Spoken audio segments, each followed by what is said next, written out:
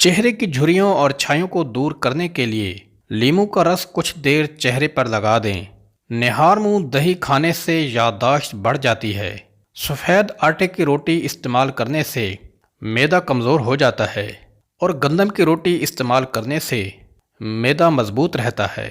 نہار منہ ایک لہسن پانی کے ساتھ کھا لینے سے معدے کی گیس اور تیزابیت کا مسئلہ حل ہو جاتا ہے۔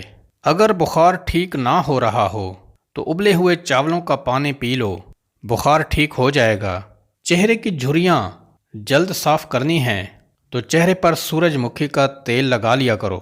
چہرے پر رات کو مکھن لگا لینے سے چہرے کی جلد نکھر جاتی ہے۔ کالی مرچ کو دودھ کے ساتھ کھا لینے سے بندہ ہمیشہ جوان رہتا ہے۔ معدے کی گرمی سے جان چھڑوانی ہے تو سونف والا پانی پی لیا کرو۔ اگر قبض کی شکایت ہو تو ٹھنڈے پانی سے پرہیز کرو اور گرم پانی پینے سے بواسیر اور قبض نہیں ہوتی۔ چہرے کے داغ دھبے دور کرنے کے لیے ٹماٹر کاٹ کر داغوں پر لگا لیا کرو۔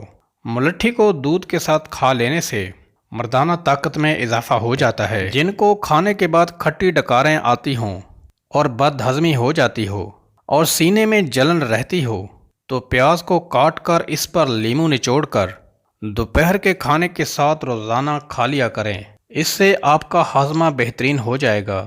آنکھوں میں درد ہو یا نظر کمزور ہو جائے تو اس کو سجدہ لمبا کراؤ۔